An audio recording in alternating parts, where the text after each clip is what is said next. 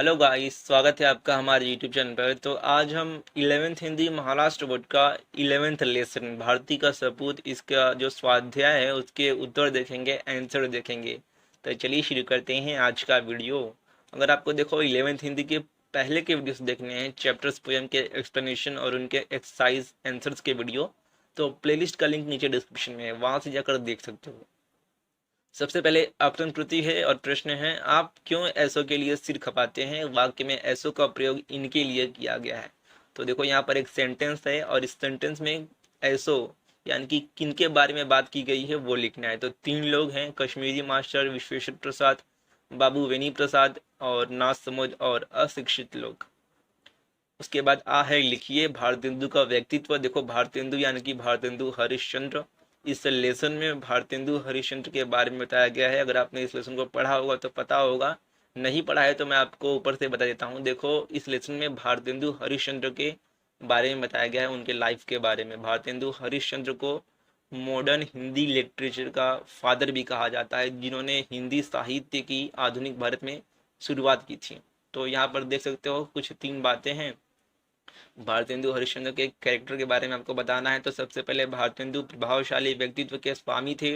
उनका रूप चपल था, पतली लंबी और चमकदार आंखें थी, घुंघरालू लटे कानों पर झूलती रहती थी। भारतेंदु का उत्साह दबंग था। वे फक्कड़ थे, निर्भीक थे। उनके होंठों पर सदैव क्षमा भरी अपराजित मुस्कुराहट खेलती रहती थी।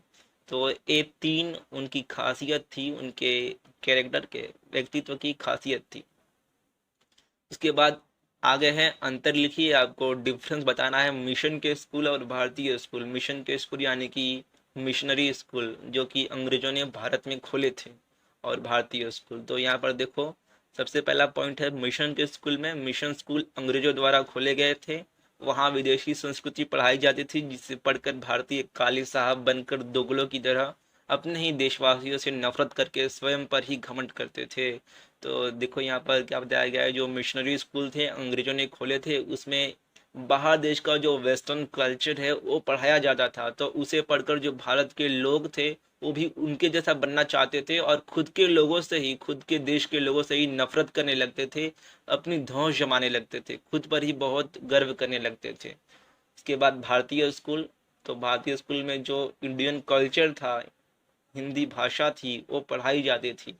और यहाँ पर क्या है, भारतीय स्कूलों में अंग्रेजी एक भाषा की तरह पढ़ाई जाएगी, ताकि भारतीय जान सके कि अंग्रेज की इन खूबियों की वजह से हुकूमत करते हैं। तो भारतेंदु हरिश्चंद्र का जो स्कूल था, भारतीय स्कूल, उसमें ऐसा था कि जो इंग्लिश था उसे एक भाषा के तौर पर पढ़ाया जाता था, जिससे लोग ये जान सके कि जो अंग्रेज है वो किन किन खासियत के कारण आगे हैं, आज आज हम पर राज कर रहे हैं। उसके बाद आगे है निम्नलिखित शब्दों के भिन्नार्थक अर्थ लिखकर वाक्य तैयार कीजिए। तो देखो यहाँ पर दो दो वर्ड दिए हैं। ये दो वर्ड पढ़ने में थोड़े सेम सुनाई देते हैं, जैसे कि हमारा इंग्लिश में होमोफोन्स होमोग्राफ होता है, तो सेम वैसा ही यहाँ पर है। तो देखो दिया और दिया पढ़ने में सेम सुनाई देता है, लेकिन इसमें मात्रा का डिफरेंस है और अर्थ भी अलग है। तो ऐसे ही दो दो वर्ड हैं जो थोड़ा देखने में या फिर सुनने में सेम लगेंगे, बट दोनों का अर्थ अलग है। तो ऐसा आपको है, और यहाँ पर वाक्य लिखना है उसका अर्थ बता के। तो सबसे पहले है दिया और दिया। तो जो पहला वाला दिया है, इसका मतलब होता है कुछ देना किसी को।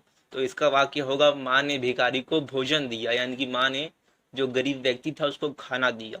और दूसरा दिया यानी कि दीप। दीपक आपको पता ही है, दिवाली में हम दिया जलाते हैं। तो यहाँ पर भी एक सेंटेंस है, दिवाली की रात जिधर दृष्टि जाती है दीप ही नजर आते हैं, यानी कि जहां देखो वहां दिया ही दिखता है, दीपक ही दिखता है। दूसरा है सदेह और संदेह। सदेह और संदेह में सिर्फ एक बिंदु का अंतर है।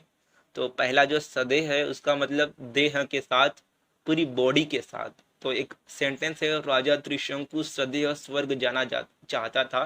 तो राजा त्रिशंकु प्राचीन कहानियों में एक राजा थे जो स्वर्ग जाना चाहते थे, लेकिन अपने पूरी बॉडी के साथ, जो कि पॉसिबल ही नहीं है। ऐसा माना जाता है कि स्वर्ग सिर्फ आत्मा जाती है।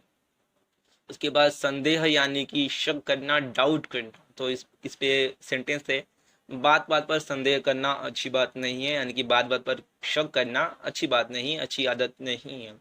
उसके बाद तीसरा है जलज और जलद। ज और द का अंतर है। पहला जलज यानी कि कमल का फूल, और दूसरा जलद यानी कि बादल, क्लाउड्स। तो पहले का सेंटेंस भी है, दूसरे का सेंटेंस भी है, देख सकते हो। आगे देखते हैं कि आगे क्या है। तो आगे अपत्य और अपथ्य है। पहला जो अपत्य है उसका मतलब संतान होता है, चिल्ड्रंस होता है। तो इसमें सेंटेंस है, हम सभी मनु की अपत्य हैं, यानी कि हमारे पूर्वज मनुष्य थे। उसके बाद अपत्य यानी कि अहितकर, कुछ हानिकारक चीज। उसमें सेंटेंस है, उत्तम स्वास्थ्य के लिए हमें अपथ्य भोजन से बचना चाहिए, यानी कि जो भी जंक फूड वगैरह होते हैं हमारी हेल्थ को हानिकारक, हानि पहुंचाने वाले ऐसे फूड से बचना चाहिए हमें हेल्दी रहने के लिए। उसके बाद पांचवा है उद्धाम और उद्गम। तो उद्दाम मतलब निरंकुश, यानी कि एकदम बेरकटोक बढ़ना, बिना किसी डर के।